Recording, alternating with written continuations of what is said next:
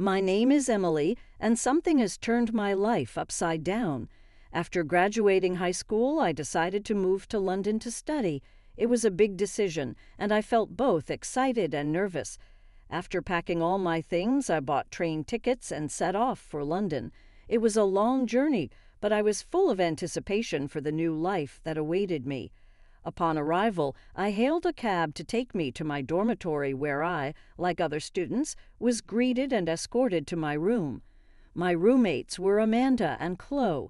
They were both friendly, and we bonded quickly over our shared excitement about starting a new chapter in our lives. We spent the evening talking, unpacking, and getting to know each other. The next morning we were sitting in class when Amanda offered me a job. She said it was for a small but popular restaurant nearby. I was a little hesitant at first, since I had never worked in a restaurant before, but Amanda assured me that it would be easy and that the boss was nice. I accepted the offer. Amanda gave me the address, pointed the way, and told me what was in store for me. After class, I went to the interview. I was escorted into the boss's office. The boss was a nice man, and after discussing some details, I was hired the next day. I was thrilled. I needed the extra money, and it was nice to know that I would be able to support myself. Things were going well. I served a couple who came to celebrate their wedding anniversary, and I enjoyed being part of their special moment. The next day, I noticed the husband was back for lunch. He asked Amanda if I could replace his previous waiter. I served his table, and he left me a generous tip. This was repeated 3 more times, and each time he was gracious and polite. On the 5th day, I finally asked him, "Hello, nice to see you again. Pardon me for asking, but why do you pick me out of all the staff every day?" He replied, "I really like you, that's why I come here." His words caught me off guard, and I felt my cheeks turn red. I didn't know what to say back, but he smiled at my reaction. "Well, since you noticed it, leave your number," he said with a smile, and I couldn't refuse him. I wrote my number on a napkin, asked him about his order, and brought the dish. He ate and then called me again. We talked briefly, and I realized I was enjoying our conversation. "What time does your shift end?" he asked. 8 o'clock, I replied. He smiled and walked out of the restaurant.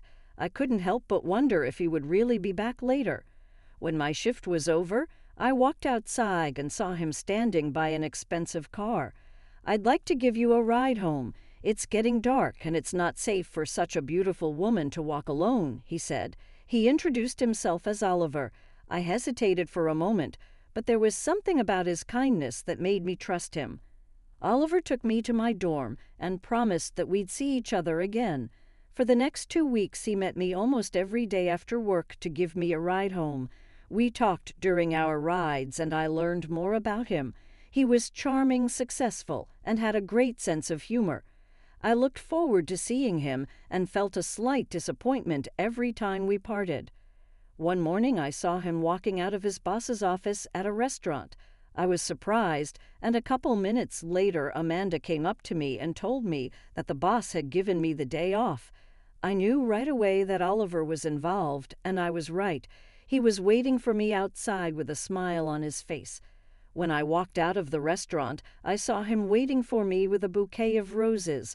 My heart raced, and I walked up to him to ask him why he did that, but he didn't answer. He just opened the car door.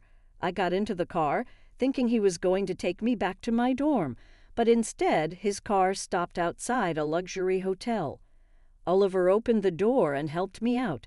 He went to the front desk and got the key, and then we went up to the 12th floor and entered the room. There was a romantic table waiting for us inside. The lights were dimmed and quiet music was playing in the background. During the meal, Oliver looked at me, complimenting me and making me feel special. I couldn't deny the attraction I felt for him, and it was obvious he felt the same way. We talked for hours. He talked about his life, his travels, and his dreams. I found myself completely captivated by him, and well, there was a logical conclusion to our meetings. Yes, you heard me.